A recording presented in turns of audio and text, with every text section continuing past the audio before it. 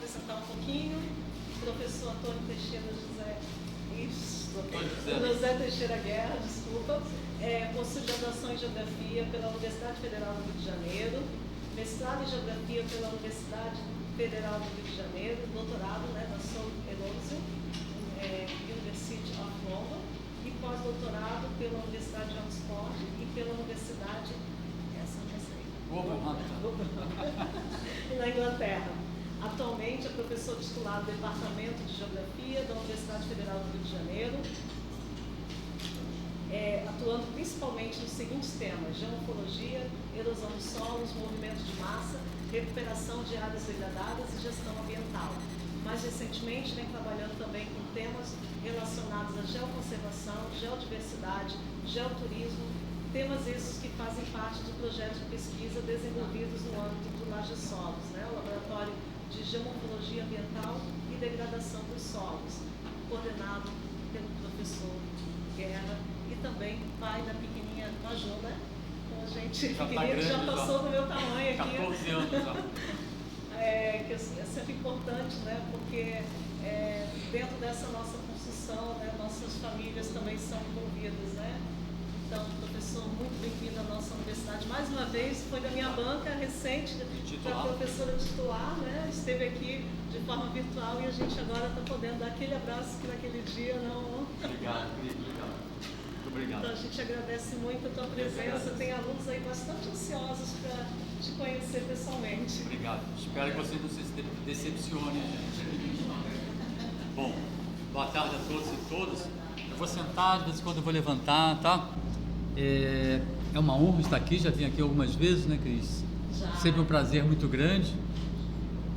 Acho que a anterior a essa foi a banca que a Carmen participou do Lucas, Eu vim acompanhando ela. Agradeço o convite, me sinto honrado mesmo, Cris, de poder estar participando desse evento solene aqui na universidade, venho trabalhando nesse tema já há algum tempo, não espalhe não, tem mais de 30 anos, deve ter gente aí que não tem os 30 anos de idade ainda, Então já tem bastante tempo que eu trabalho com isso. Foi um prazer quando a Cris fez o pós-doutorado lá comigo, já tem o quê? Uns 6 anos, Cris, mais ou menos? Foi 2018. 6 anos então. Que eu me lembro que ela ia com a filhinha dela num carrinho, Tinha o quê? Poucos meses, E estava lá quase todos os dias, Não faltava. E foi muito produtivo para você, mas foi muito produtivo para mim também, aprendemos muito, Trocamos bastante, organizamos um livro, Eu, você e a Michelle, envolveu vários alunos, professores daqui e lá da UFRJ também, da UERJ também, Geografia e os riscos socioambientais. Escrevemos artigos, continuamos cooperando desde então. E aí, quando a Cris me convidou, eu pensei em tratar justamente de impactos ambientais urbanos, conceitos e alguns estudos de caso.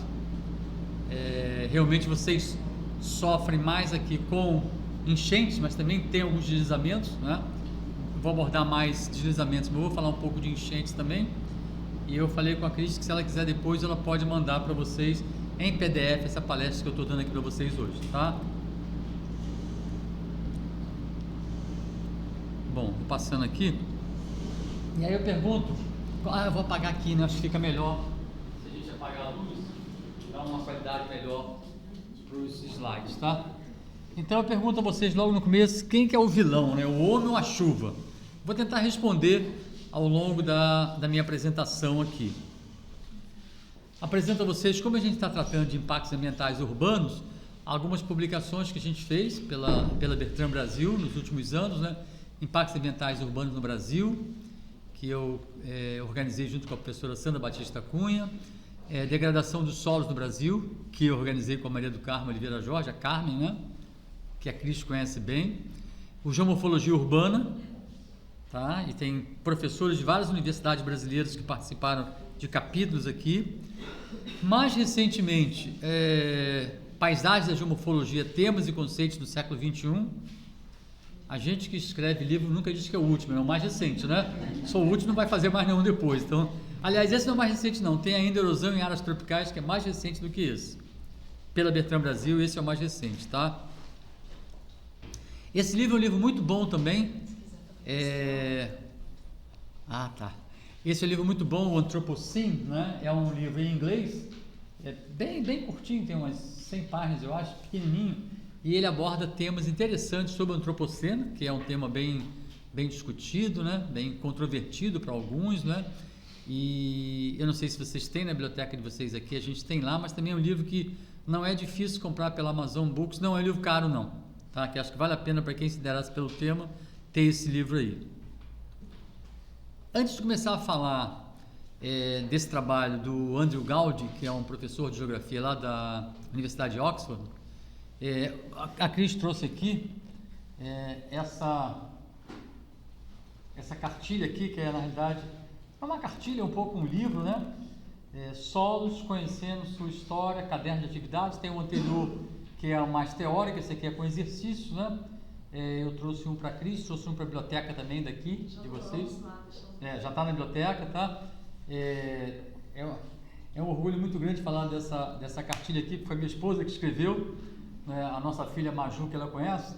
Ela disse o seguinte: vê os pais trabalhando demais em casa e fala assim: papai, não quero ser geógrafo não, geógrafo trabalha muito, eu quero ser arquiteta, porque eu vou ficar na beira da piscina desenhando planta de casa e de apartamento. É essa a mentalidade que ela tem de arquiteta e arquiteta, tá? Mas realmente acompanha a gente, né? Que os nossos filhos acompanham o tempo todo, né?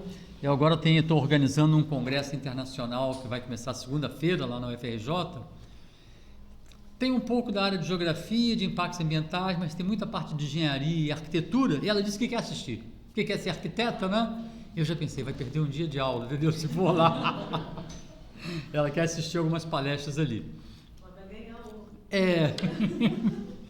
Bom, então esse artigo do Andrew Gould, que é assim, ele já teve 2 vezes no Brasil, uma vez num congresso internacional que a gente organizou, foi lá no Hotel Glória, que não existe mais, né? E o outro foi num congresso que a Cristina Augustin organizou, simpósio de homofologia ambiental, simpósio nacional de homofologia, Sinagel, lá em Belo Horizonte. É uma pessoa também que viaja o mundo inteiro, os livros dele são fantásticos, ele trabalha muito na interface da geografia física com a geografia humana, e esse artigo dele, né, é uma retrospectiva, né, 50 anos de mudanças, né, o impacto humano na geomorfologia. 50 anos de mudança, então ele fez uma retrospectiva de 50 anos e eu fiz um pequeno resumo. Todos esses livros, esses artigos que eu estou citando aqui, livro é mais difícil, né? Porque livro tem um caráter comercial, mas todos os artigos que eu citar aqui, vocês encontram no ResearchGate, que é um portal que qualquer quem está na vida acadêmica deve participar, né? Porque vocês podem ter acesso a artigos do mundo inteiro, do Brasil, de vários outros países. Às vezes, alguns capítulos de livros também são disponibilizados, teses, dissertações, e esse eu peguei lá no ResearchGate, né? É um artigo de 2018, já tem 6 anos, mas é bem atual. Eu peguei algumas reflexões dele. Primeiro que a preocupação com o impacto humano sobre a geomorfologia ocorre há bastante tempo, e o que tem mudado é o quê? O que ele coloca lá? Relações entre política e intelectualidade, avanço tecnológico que altera os processos geomorfológicos, tendências demográficas, ocupação de certas áreas, né? Proliferação de técnicas para o estudo das mudanças das formas de relevo e dos processos. Cada vez mais, por exemplo, o uso dos vantes ou dos drones, né? Aceleraram bastante para a gente que trabalha com erosão por rossorocas, por exemplo, aceleraram bastante o nosso trabalho. A gente já tem 2 lá no Geossolos, né?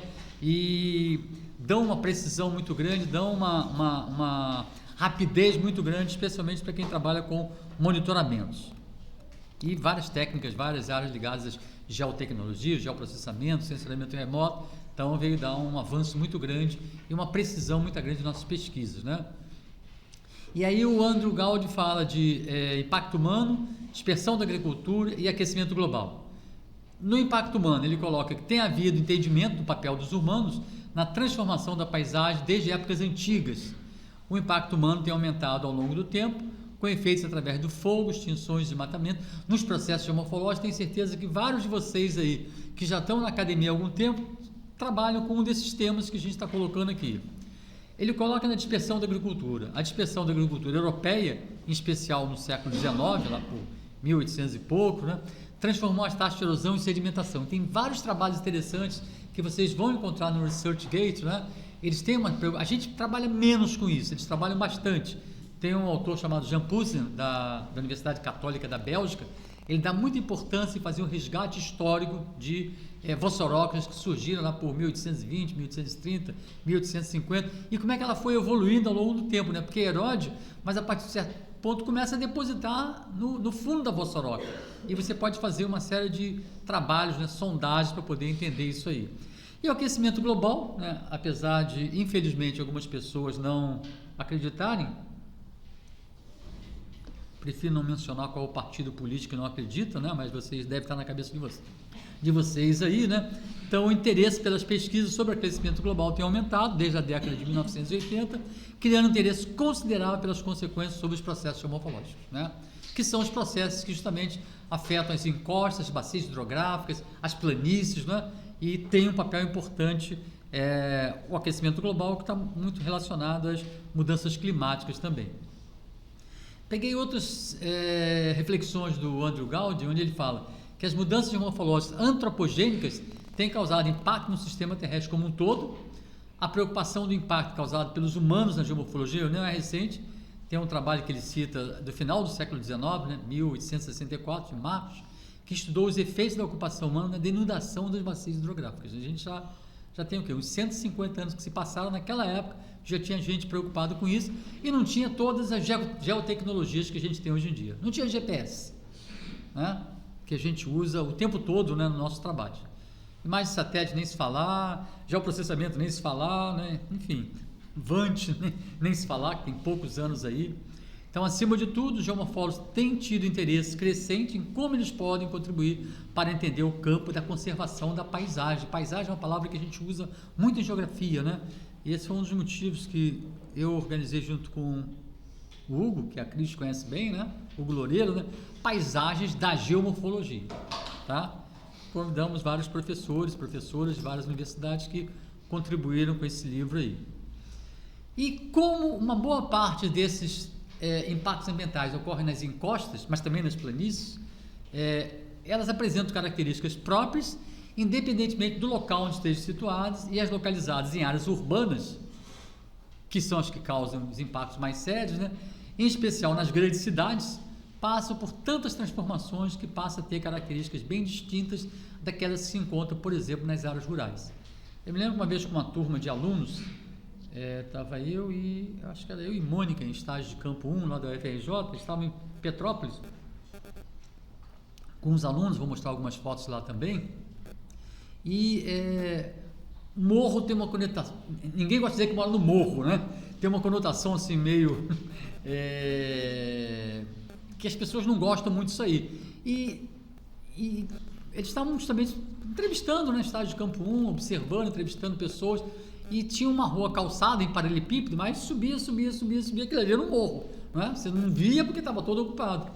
E um aluno perguntou: a senhora mora ali no morro? Não, no morro não, eu não moro no morro.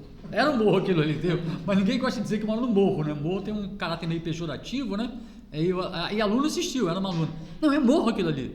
Aí eu falei assim: para de insistir aí, entendeu? Porque a pessoa não está gostando muito, mas porque quando a cidade está toda ocupada, quem não conhece, quem não trabalha com isso, e às vezes até quem está iniciando a geografia, né, não consegue perceber que por baixo daquele paralelepípedo, daquelas casas, daqueles clubes, daquelas indústrias, tem relevo e tem solo. Não é? Se você conseguisse abstrair aquilo tudo, ou pegar a imagem do Google Earth de 10, 15, 20 anos atrás, um exercício interessante, você vai ver o que era aquilo ali antes.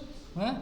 Tinha todo um relevo ali que tem ainda, mas que foi sendo transformado pelo homem. E quanto maior a cidade, a tendência é de maiores transformações. Quando elas não são acompanhadas de obras de contenção de encostas, né, ou de obras de dragagem, ou então um cuidado maior com os rios, né, aí também nas áreas mais planas acontecem enchentes que vão afetar as pessoas que moram naquelas áreas. Peguei essa citação do Peloggia. Peloggia também é um geólogo, trabalha muito com a questão da geomorfologia e da geologia urbana. Se vocês digitarem Peloggia aí no Google, vocês vão encontrar muita coisa dele. Esse trabalho é de 1998, como eu disse, vocês encontram também no Google, no ResearchGate. Botei entre aspas porque eu tirei exatamente como ele falou. Então, a busca da apropriação máxima dos precários espaços disponíveis pelas populações, leva à modificação da geometria das encostas, côncava, convexa e retilínea, né? Através de técnicas precárias, frequentemente manuais. Eu conheço muito bem Petrópolis, né, pessoal? Recua talude na enxada, né? E aí, se a casa deveria estar uns 5 metros afastada do talude, isso vai implicar muito mais trabalho da família ou dos vizinhos. Se puder deixar só meio metro, constrói mais rápido a casa ali, e ela fica num risco maior, tá? Mas se não tiver uma orientação, não tiver uma ajuda por parte da prefeitura, não vão fazer isso aí. E eu vou mostrar algumas fotos para vocês. Então, frequentemente manuais, na base da enxada, da pá, da picareta mesmo, de utilização propiciada pela grande espessura do regolito, né, o manto de temperismo ali, de suas coberturas, em especial nas regiões tropicais. Nós aqui, Rio de Janeiro, Nova Iguaçu, Petrópolis, né, Brasil como um todo. Já peguei essa outra citação do Alice e do Thomas, de 1993.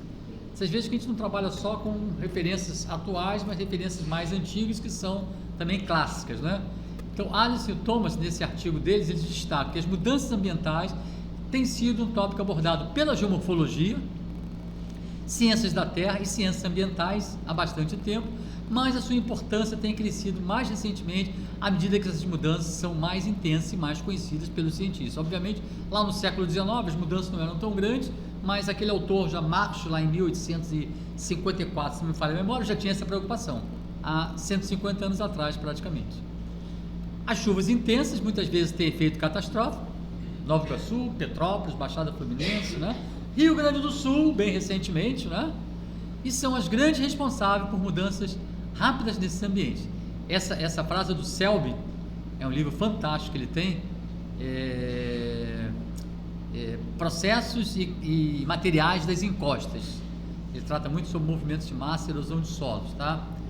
Quanto maior a magnitude dos eventos chuvosos, menor a sua frequência, ou seja, apesar de causar catástrofe, seu intervalo de tempo é bem maior comparado às chuvas de menor intensidade.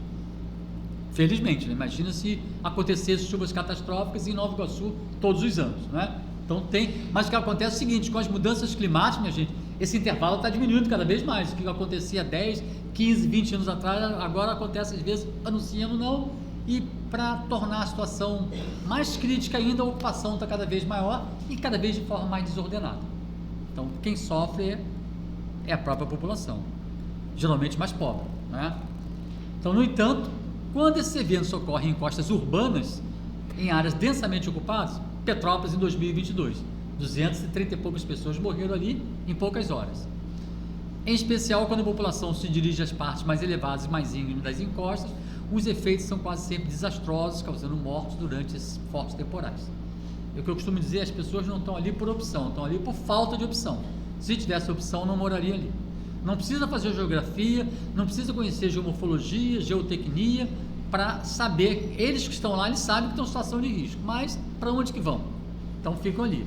E o pior, minha gente, é que depois que acontece o movimento de massa e fica uma cicatriz, as pessoas esquecem, alguns meses depois, olha, puxa, o terreno já está limpinho, eu vou construir uma casa ali. Mas se já teve um deslizamento ali, o risco de ter outro é muito grande. Nem sabe que uma família com 10 pessoas morreu ali. Está limpo o terreno, a prefeitura não cercou, não impediu nada, alguém vem e constrói ali. E às vezes aproveita até a fundação da casa. E já tem até a fundação para mim, eu vou levantar as paredes e vai ser mais rápido de construir. Então, as encostas urbanas passam por intensa instabilização, onde as obras civis causam, por exemplo, o corte no sopé das encostas, reduzindo o suporte para os solos e rochas situadas a montante. Então, você tem uma encosta, corta ali, causa desequilíbrio que está mais a montante. 2. A remoção de solo pode expor juntas, né, fraturas ali, falhas e pontos de fraqueza que estão sobre a superfície. Você tinha um solo ali por cima.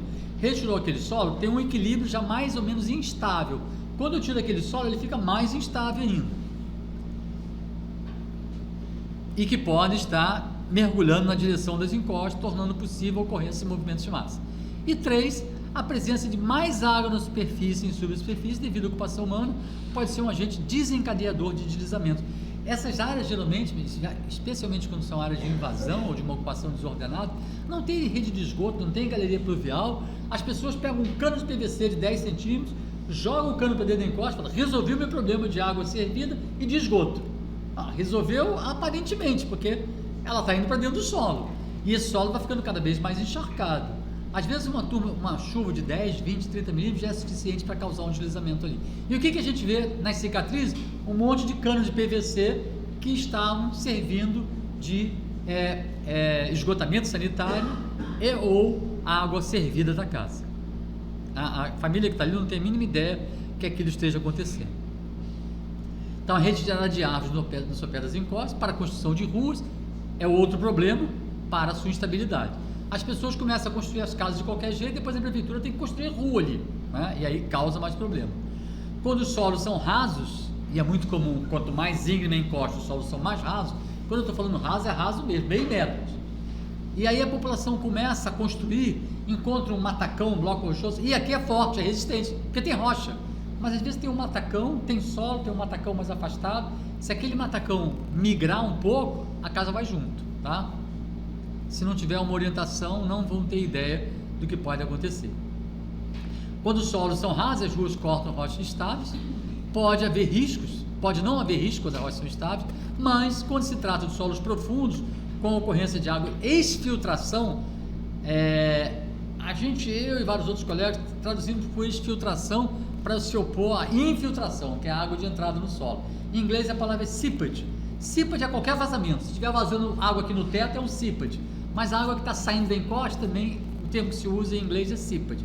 A gente usa então a palavra exfiltração em oposição à infiltração. Infiltração, entrada de água no solo, exfiltração, a saída de água do solo. Então os riscos são bem maiores. Com a retirada de árvores para abrir espaço para as construções, a instabilidade vai ser aumentada.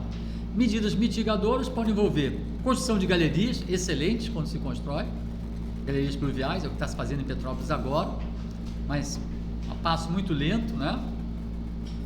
Valas podem ser cavadas e preenchidas com cascalho, é uma técnica um pouco mais simples, mas funciona também para facilitar o escoamento das águas, diminuindo dessa forma os riscos de deslizamento nas encostas urbanas. Eu tenho uma estranda, a Rimena, que foi minha aluna muitos anos atrás na FRJ, depois ela foi morar em Petrópolis, é professora lá, e agora, em março do ano passado, nós estamos em 2024, né? Em março de 2023, ela passou no mestrado, e ela está trabalhando com esses deslizamentos que aconteceram em fevereiro de 2022.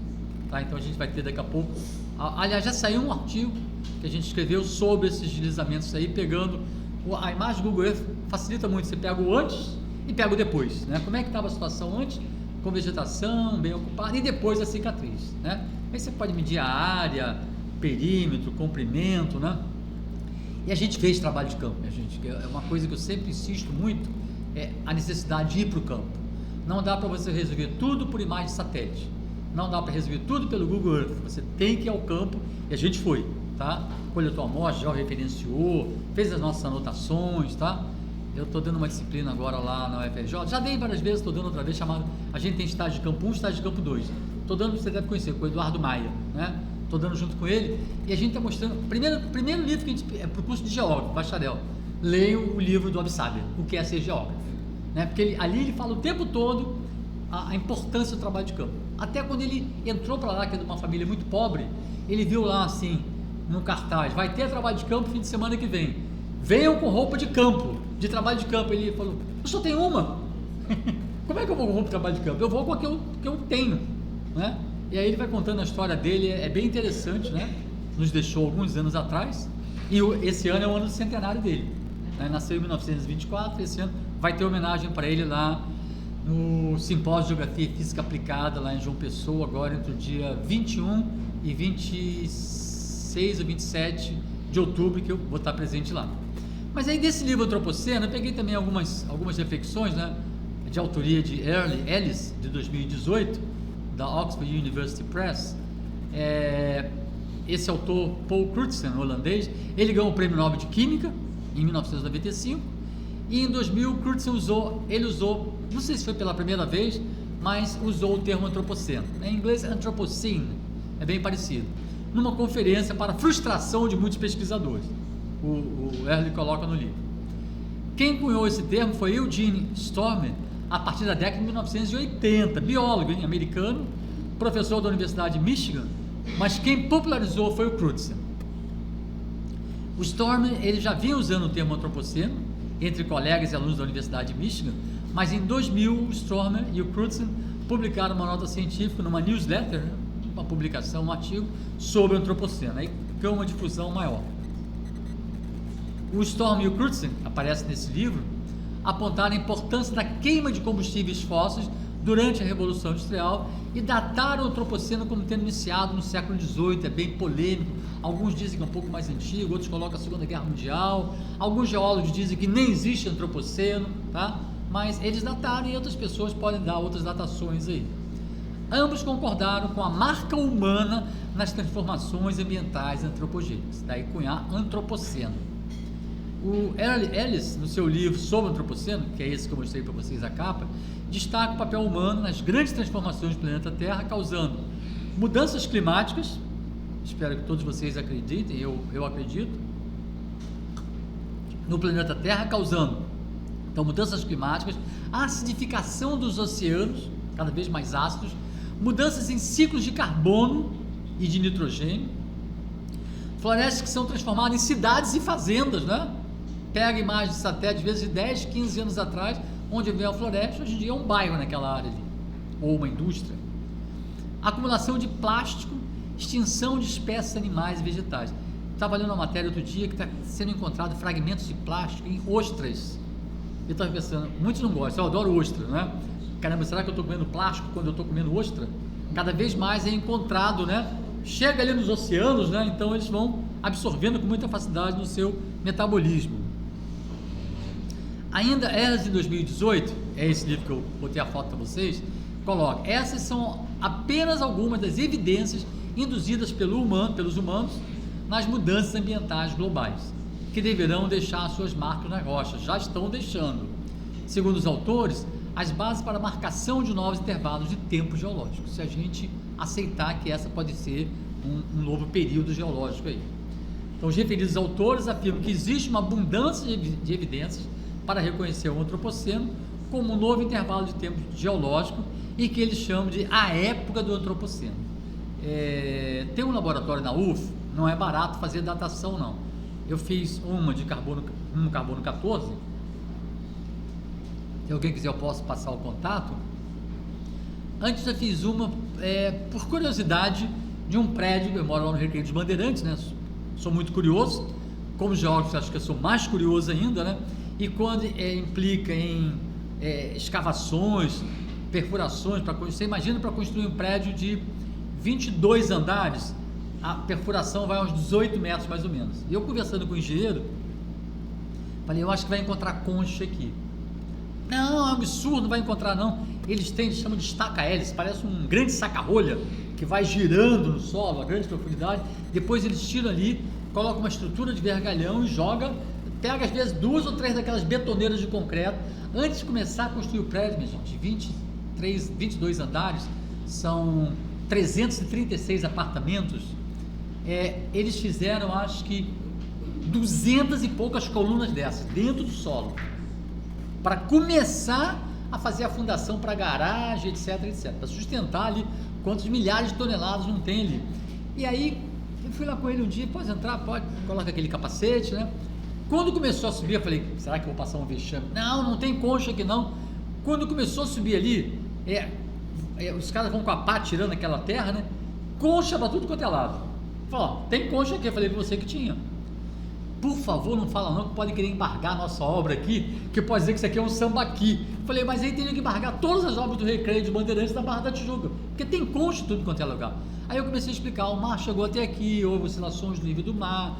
Aí eu falei, vou mandar datar isso aí. Por curiosidade, não tem nada a ver com o meu projeto, mas eu tinha uma pequena verba lá e mandei datar e deu nada mais, nada menos que 5 mil anos, minha gente. É bem antigo, né? Porque foi a 18 metros de profundidade. Aí, fazendo parte do projeto, que a gente vem trabalhando, a Cris sabe, em Ubatuba e Paraty, nós conseguimos um fragmento de madeira, não sei se é a raiz, o que era, a 1 metro de profundidade. A minha esperança é que desse uns 1000 anos, mandei datar lá também. Não é barato não, essa eu paguei R$ 1.700. A outra foi, uns 2 anos atrás, foi 1.000, já subiu bastante ali. Mas essa faz parte do projeto de pesquisa, eu precisava saber. Eu pensei, puxa, será que vai dar uns 1.000 anos? Deu 257 anos, mas está nesse período aqui que eles estão colocando lá do século XIX, né? 1800 e alguma coisa. Então, tem um rio lá chamado Rio Maranduba, que a gente vem trabalhando há algum tempo nele. Certamente, quando o Rio Maranduba extravasava, ia depositando sedimentos ali. E aí, esse pedaço de madeira foi suficiente para a gente fazer essa datação lá nesse laboratório que trabalha com carbono 14 na UF, dentro do Instituto de Química, tá? E aí foi através do Léo, né, que eu consegui mandar para lá e eles dataram para a gente. E é importante isso aí nas pesquisas que a gente faz. E aí, provavelmente a gente pode caracterizar como sendo também a época do Antropoceno ali, se a gente aceitar. Então existem propostas do início do Antropoceno, como sendo quando os humanos começaram a controlar o fogo, até o início da agricultura, há uns 10.000 anos atrás, quando o homem começou a ficar mais sedentário, né? Deixou de ser coletador e começou a plantar. Tem naquele livro, daquele autor, grosso pra caramba o livro, esqueço o nome dele, ele é de Israel,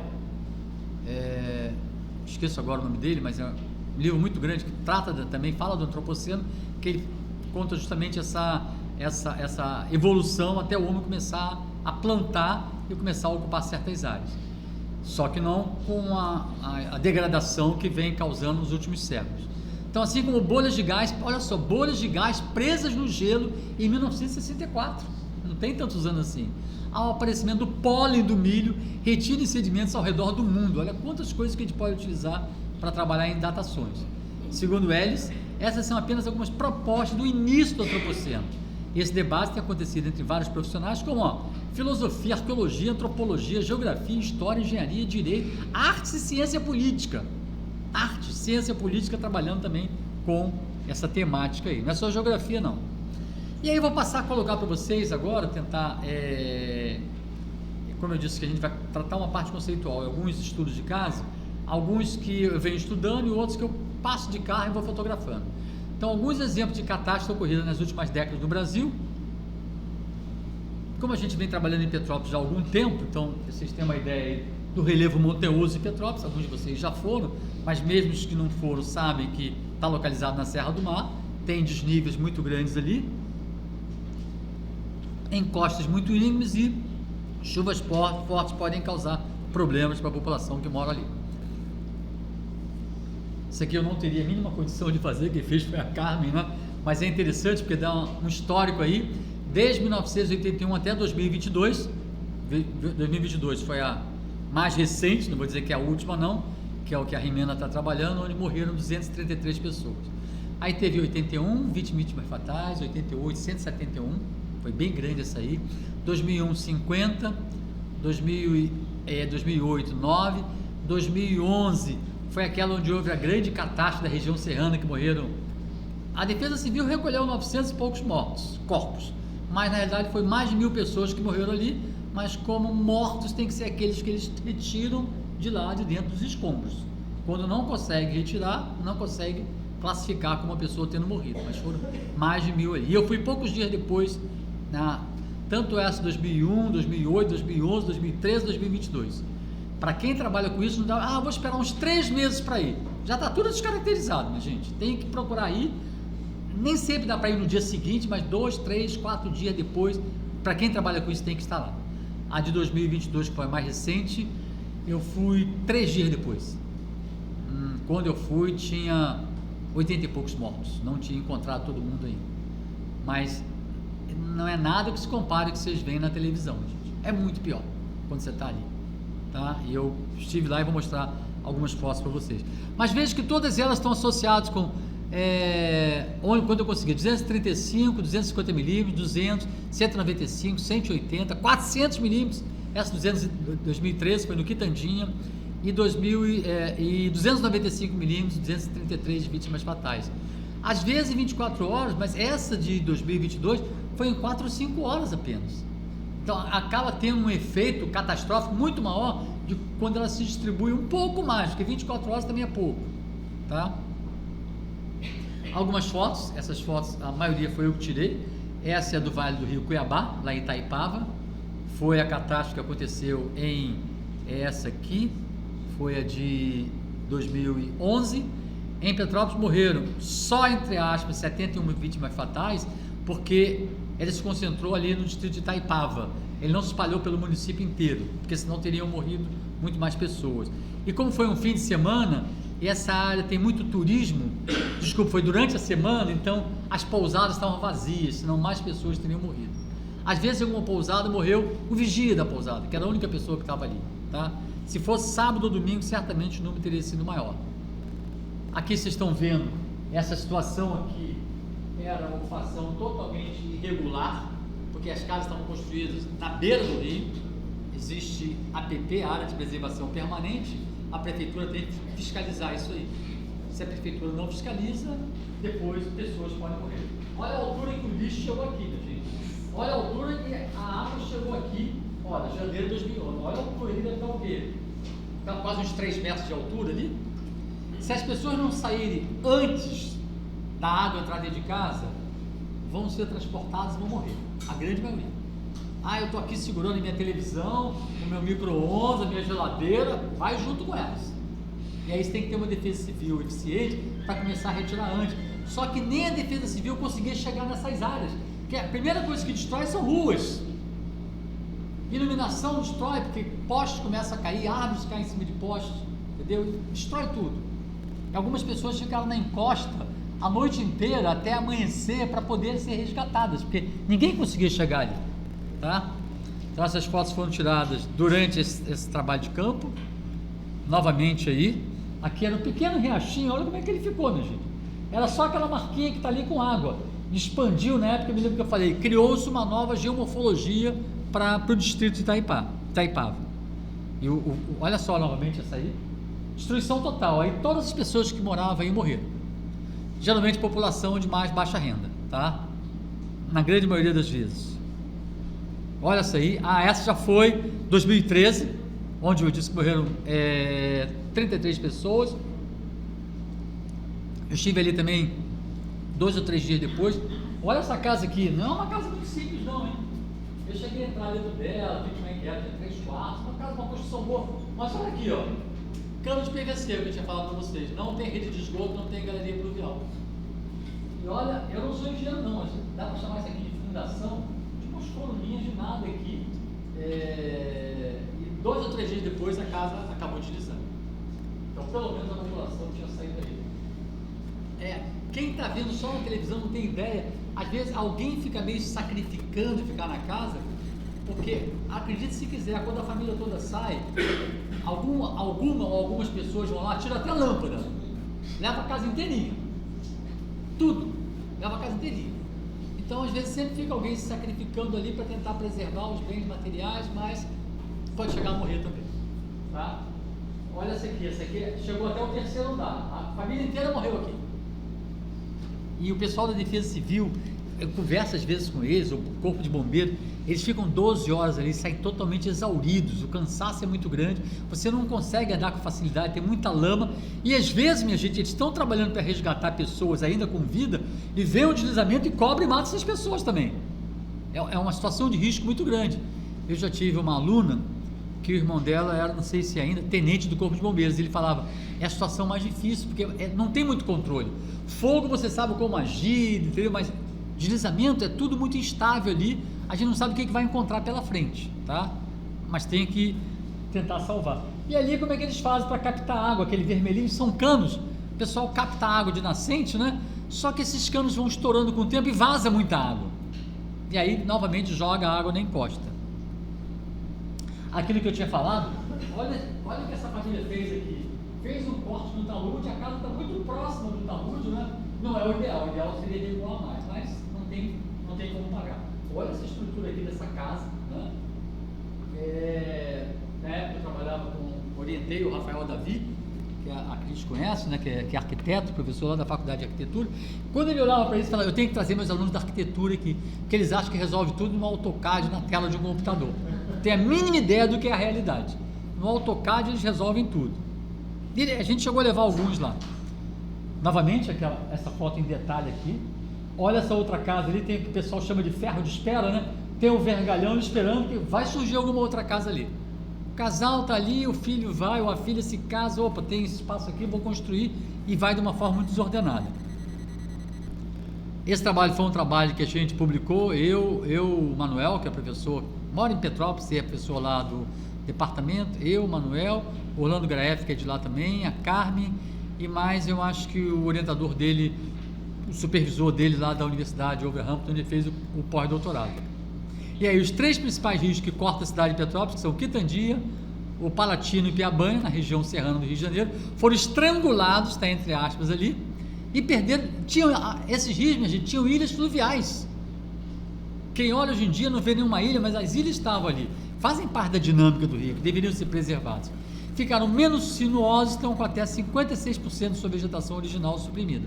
Os dados são de estudo de 2019, feito por pesquisadores da UFRJ. E aqui está, olha que interessante, né? Como a gente também usa registros históricos, né? São mapas bem antigos, não sei qual é a data aí, né? Está em inglês porque foi publicado na Geography Review. Olha aqui, tinha ilha fluvial aqui, tinha ilha aqui. Olha aqui, imagem moderna, né? Recente aqui. Todas as ilhas foram suprimidas aí. Tá? Aí você cria justamente uma falta de, cria um desequilíbrio na dinâmica fluvial. E aí, o que acontece? A gente está aqui, já é fevereiro de 2022, como eu disse, eu estive lá 3 dias depois, né? Destruição total. Está ali é aquela rua do Imperador, né? As pessoas ainda limpando, tentando ver o que conseguiria aproveitar. Algumas pessoas pedem para não tirar foto, aí obviamente eu não tiro, né? Outras aceitam, às vezes até conversam um pouco, outros nem querem conversar. São lojas que existiam e que continuam existindo. Olha só, mais uma situação, essa aqui eu peguei da internet, tá? Também em Petrópolis, como fica a situação. É muito, eu tenho experiência, mas eu procuro não andar muito. Obrigado, Cris. Porque é muito arriscado, porque tem muita lama, né? Você pode afundar ali e pode ter um vergalhão por baixo, né? Então tem que tomar cuidado quando anda nessas situações aí. Essa é a rua 23 de maio, que desemboca na rua Tereza, que talvez alguns de vocês já tenham até ido. Olha como é que ficou. Aqui, minha gente, eu medi com a bússola de geólogo, deu 60 graus de declividade. Acima de 45 graus é considerado área de preservação permanente. Será que a prefeitura não viu que pessoa? E essa aqui não sei como é que está hoje em dia, né? Essa aconteceu, mas aqui também morreu uma família inteira. Será que a prefeitura de Petrópolis não consegue ver isso aí? Provavelmente não. Porque está ali muito próximo, inclusive, da sede da prefeitura. Tá? Eu lembro uma vez eu tive uma doutoranda que era de lá, aí ela deu uma entrevista, falou, a prefeitura de Petrópolis agora tem os animais de satélite. A gente não precisa nem de animais de satélite. Os próprios funcionários da prefeitura, quando circulam pelo município ou pelo primeiro distrito, que é Petrópolis, vem isso tudo aí. Para que usar imagens de satélite para isso aí? Olha mais essa aí, a rua 23 de maio, lá em cima. Olha a destruição que ficou muito grande. Muitos matacões deslizaram por aí. Olha o tamanho dos matacões aí. Olha os carros que tinham ali. Foi perda total. E aí nós, todos eles estão na Geography, obrigado Cris, todos eles estão na Geography Review, alguns artigos que a gente vem escrevendo desde 1998, já se vão o quê? 1998, 26 anos? Não sou muito bom de matemática não, acho que 26 anos foi o primeiro que a gente publicou, eu e mestrandos e graduandos, né, lá do Lagessolos, a gente visitou essas áreas que foram atingidas e publicamos um trabalho aqui na Geography Review. Desculpem, esse foi eu com o David Faves Mortlock, que a gente mostrou degradação dos solos no Brasil, né? Pegamos o exemplo de Sorriso, em Mato Grosso, onde eu orientava um doutorando na época, e Petrópolis, tá? E aplicamos alguns modelos de mudanças climáticas, e como tem 26 anos, né? O que a gente apontava naquela época está acontecendo agora, hein? Há 26 anos atrás. Eu fiz meu primeiro pós-doutorado, que a Cris falou aqui, na Universidade de Oxford, né, em 1997, e esse trabalho saiu publicado na Geography Review em 1998. É esse que eu fiz com o pessoal que trabalhava comigo, né, movimentos de massa em Petrópolis, né, que a gente visitou vários bairros, várias casas que foram atingidas, e a nossa metodologia para a escolha de áreas foram muitas áreas atingidas, né? Esse foi o de 2000 e... Deixa eu só voltar aqui para tentar me lembrar. Esse foi o de 2001, onde morreram 50 pessoas, tá? Então, minha gente, foram mais de 1000 áreas que foram atingidas. A gente não tinha condição de visitar todas as áreas. Qual foi o nosso ponto de partida? Vamos visitar áreas onde pessoas morreram. Morreram 50 pessoas, mas não foram 50 áreas diferentes, porque em algumas áreas morreram 3, 4, 5 pessoas. Então nós visitamos umas 12 áreas, anotamos, medimos a declividade, conversamos com as pessoas, coletamos algumas amostras de solo e acabou que a gente conseguiu publicar nessa revista Geography Review. Essa aí já foi o de 2011, o lá de Itaipava, como eu disse a vocês. Tem aquela foto ali, ó, que eu mostrei antes, que saiu na Geography Review. Foi eu, o Orlando Graef é um engenheiro agrônomo que mora lá, que a gente vem fazendo parceria há muito tempo. Eu, Orlando Graef e Maria do Carmo Jorge, que é a Carmen, né? Que a minha filha diz que geógrafo trabalha muito, né? Então, esse aqui já foi o outro, né? Foi o de 2013, onde morreram 33 pessoas, né? Tá ali na Geography Review. E esse já é então baseado no de 2022, onde morreram 233 pessoas, tá? A Geography Review é uma revista parecida um pouco com a Ciência Hoje, tá? Só que é só voltado para a geografia e admite colocar muitas ilustrações. E aí eu peguei também alguns dados ali, né, de 2022, de Petrópolis, 259 milímetros, 233 óbitos. Angra dos Reis foi entre 600 e 700, 11 óbitos. Aí vocês podem dizer, puxa, mas choveu tanto, teve 11 óbitos, que depende de onde a chuva cai também, né? Se ela cai numa área densamente ocupada, às vezes pode ser uma chuva menor, como foi o caso dessa, 259, morreu 233. A de Angra foi entre 600 e 700, mas não caiu numa área muito ocupada, morreram 11. Paraty foram 300 milímetros, morreram 7. Ubatuba foram 350 milímetros, não morreu ninguém, tá? Aí algumas fotos para vocês, né? Indo daqui para Ubatuba, né? Maria Jorge, a Maria do Carmo Oliveira Jorge, a Carmen, que eu vou dirigindo, ela vai tirando as fotos, né? Então várias cicatrizes aí, para vocês terem uma ideia do que aconteceu.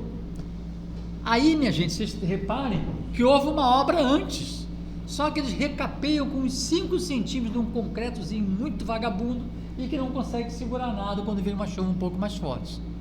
E que também às vezes não colocam alguns vertedouros para a água poder sair. E acontece isso, tem que fazer uma nova obra ali. Mais dinheiro é gasto. Novamente, mais uma cicatriz, e ele tem a localização onde aconteceu.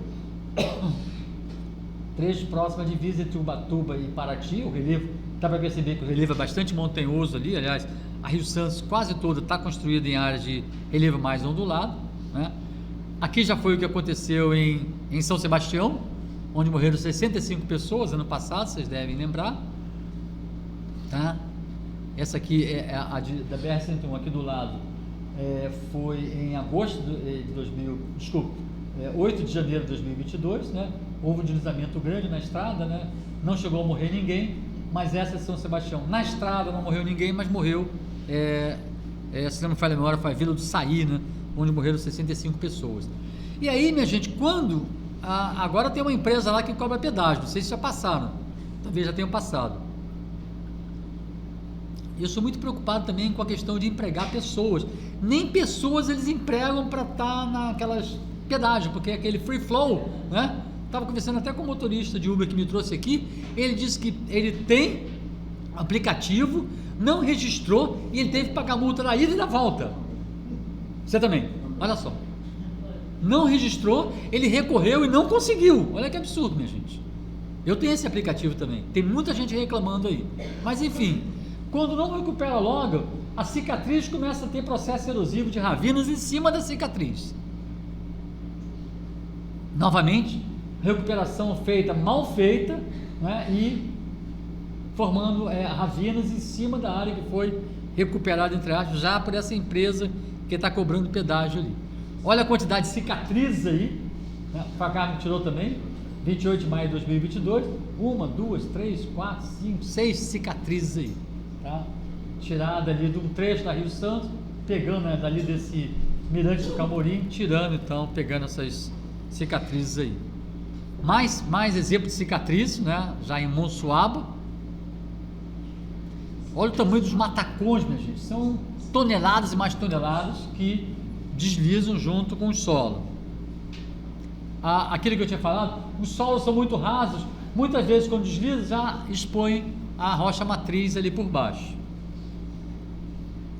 Novamente, né? Faz alguma coisa, né? Mas não o suficiente, né? Fizeram algum tipo de contenção ali. Aí já começaram a fazer algum tipo de contenção, mas essa foto é de maio de 2023, já vai um ano e pouco.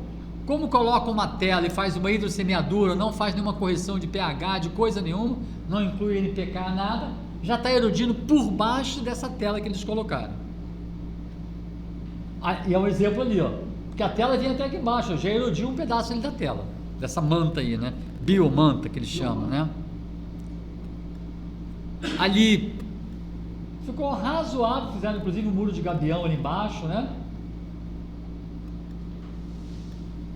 Essa aqui também não está dando certo. Essa é a orelhinha que vocês estão vendo aqui do meu cachorro que estava no carro, né? Apareceu na foto, né? Tá ele ali, tá curioso o cachorro.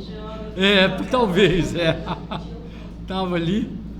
E aqui, minha gente, essas fotos são fotos assim históricas. Eu consegui lá no museu que tem lá naquela praça central de Caraguatatuba. Em 1967 foram quase 400 pessoas que morreram aí. Eles chamaram de uma hecatombe, né? E aí vocês veem a quantidade de cicatrizes, né? Conversando com pessoas que moravam na época, teve gente que ficou uma semana isolada. Imagina uma semana isolada, porque ninguém conseguia chegar lá, tá? Nem helicóptero conseguia chegar nessas áreas aí. Olha, talvez tenha.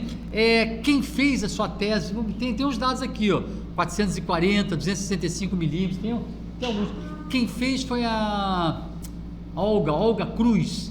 Fez, o pessoal chama de Olguinha, né? Já está no céu, mas ela fez a tese livre docente dela da USP sobre esses deslizamentos de Caraguatatuba, tá? Então, se vocês colocarem no Google Olga Cruz, vocês vão encontrar isso aí, tem muito mais fotos.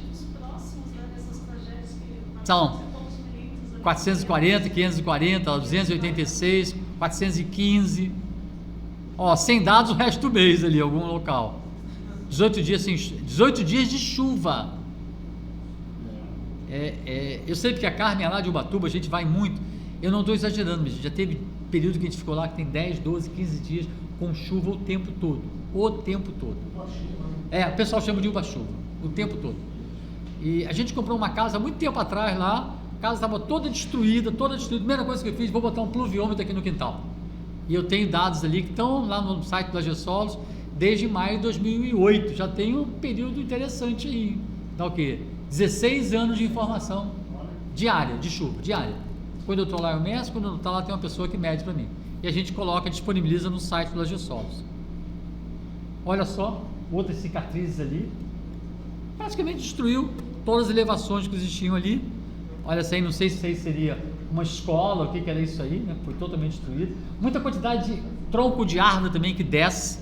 Numa chuva dessa, não tem árvore que segure não, vem tudo junto. Mais destruição aí em Caraguatatuba. Olha a quantidade de tronco de árvore que desce pela encosta. Olha a quantidade, outra vez, desce muito tronco de árvore, não consegue resistir a essa pressão da água, poropressão na encosta. E aí a gente entra então no que aconteceu nessa época, né? Foram 400 milímetros, né? Em São Sebastião, gente, foram 627 milímetros em 24 horas. Em Caraguatatuba foram 395 milímetros, né? 19 de fevereiro de 2023. Eu acho que era época de carnaval, mais ou menos por ali, né? E a Prefeitura de São Sebastião tinha recebido avisos do CEMADEM. Mas carnaval eles não chamam de estado de alerta, sistema de alerta, eles chamam de estado de pânico, vai criar o pânico na população. Talvez muitas pessoas não tivessem morrido se eles tivessem feito esse trabalho preventivo, né? Então está aqui em São Sebastião, Caraguatatuba, Ubatuba e Ilhabela, todos eles recebem milhares e milhares de turistas nessa época, né? Em Ubatuba foram 335 e Ilhabela foram 337, mas onde morreu mais gente foi aqui em Juqueí, né? Boiçucanga também foram 400 milímetros durante a madrugada, em apenas 4 horas porque a gente dá o dado de 24 horas, mas tem que ver em quanto tempo que aquela chuva caiu, tá? Então foi apenas 4 horas. Dá uma intensidade maior ainda, fica mais catastrófico. E aí é interessante porque eu peguei isso aí desse site aí, que tem um esqueminha interessante. 5 fatores juntos se encontraram em cima do litoral norte de São Paulo, concentrando nuvens em um só ponto. Então o vermelhinho ali são os ventos quentes, 3, né? O 1 é a baixa pressão nessa área aí. O 2 a frente fria, chegando aí. O 4, nuvens com muita água, tá? Aqui. E o 5, cadeias de montanhas ali, represando isso tudo e dando esse temporal fortíssimo aí em poucas horas, que deixou 65 pessoas mortas aí. E todas elas pessoas mais pobres, que estavam localizadas nas encostas, geralmente pedreiros, jardineiros, empregadas domésticas, né, que atendiam quem? As casas das pessoas mais ricas lá na planície. Elas reclamaram, a casa invadiu a nossa casa, ninguém morreu, troca os móveis, está tudo resolvido. Tá? Eles perderam as vidas deles e casas também, tá? E aqui é interessante, porque isso aqui é uma imagem de satélite, né, do Google. Olha só como a planície é muito estreita e as casas, a estrada, toda ela construída ali ao longo. Eu já passei nessa estrada algumas vezes também. Essas fotos, essas imagens são interessantes, porque elas mostram, algumas fotos são tiradas por Vante e outras são imagens de satélite, mas olha só, porque aqui mesmo em área com cobertura vegetal mais densa, criou essa cicatriz, parece um pouco uma redezinha de drenagem, né? Com um canalzinho principal aqui, seguro, vários outros. Mas repare que esse lado aqui da estrada, que estava sem vegetação, mas que estava com retaludamento, com alguma vegetação de gramíneas, não sofreu tanto, tá? E vou mostrar agora a próxima foto, vocês vão ter uma ideia melhor do que eu estou falando aqui. Olha essa foto aí, ó, de outro ângulo. O lado de cá não sofreu quase nada, porque ele estava preparado, houve água, infiltrou um pouco, tem uma cicatriz, mas essa aqui que tem a vegetação absorveu muita água. Eu não estou querendo dizer com isso, como aquele vereador imbecil lá do Rio Grande do Sul, que a sugestão dele fosse que cortassem todas as árvores. A árvore tem um papel importante de absorver água, mas nesse caso específico, infiltrou muita água aqui, e foi um total muito grande, mais de 600 milímetros, e acabou descendo tudo. Mas essa área aqui que estava recuperada, tem 1, 2, 3, 4 cicatrizes aqui. Não sofreu tanto, é mesmo estrada, né? E aqui essa estrada ficou interrompida nesse trecho aí. Toda ela é mata secundária, né? Mas sofreu bastante. Esse esqueminha também peguei da internet, né? Solo muito raso, rocha, água infiltra e destrói tudo. Novamente, aí essa rua foi a que mais sofreu, na Vila do Saí, em São Sebastião. Tem um site aí, se vocês quiserem pegar depois. Novamente, ainda São Sebastião. Vocês devem ter acompanhado. Foi uma das maiores ressacas também. Foi. Olha só, olha os carros ali, ó. Olha os carros ali. Que também o pessoal tem mania de estacionar quase dentro da praia. Às vezes, se puder estacionar dentro da praia, estaciona. Olha o que aconteceu ali. Professor, esse relatório já foi publicado na LESP, já está disponível sobre isso. Na LESP, né? Na Assembleia Legislativa de São Paulo. Olha, eles são, minha gente, eles são bem eficientes. Eles têm, eu sei porque a gente já participou, eu e a Carmen, o Pelógio, ele organiza alguns colóquios, algumas ciclos de palestras ali, e eles publicam depois. Então, se vocês entrarem na LESP, vocês vão encontrar muita coisa interessante, tá? Que é a Assembleia Legislativa de São Paulo, né? E o Pelógio, que eu citei antes, que é o Alex Pelógio, ele de vez em quando organiza ali um ciclo de palestras e convida professores de várias universidades, pesquisadores, e depois eles publicam as palestras, e é live ao vivo, as pessoas interagem, fazem perguntas, e depois está lá no site deles. E aí a gente colocou aqui, ó, aquecimento global, efeito estufa, eventos extremos, entidades governamentais, déficit habitacional e área de risco, né?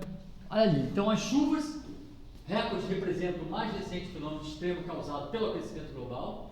Gases de efeito estufa são armazenados nos oceanos, o que altera as correntes oceânicas. Isso provoca uma alteração da distribuição de calor, causando eventos mais extremos. Não podemos esquecer do El Niño, né? Os municípios, governos estaduais e governo federal têm se preparado para essas mudanças climáticas? Tem aqui em Nova Iguaçu. Rio de Janeiro não, Petrópolis não, certamente Porto Alegre e todas aquelas cidades administradas por pessoas que deram entrevistas na época, a gente não pode confiar, né? O próprio governador do estado do Rio Grande do Sul. Déficit habitacional e áreas de risco, déficit habitacional e formulação de políticas públicas urbanas. Tem déficit habitacional e não tem políticas públicas urbanas para poder colocar essas pessoas em áreas seguras e adequadas. E aí trouxe como exemplo alguma coisa que aconteceu no Rio Grande do Sul em 2024.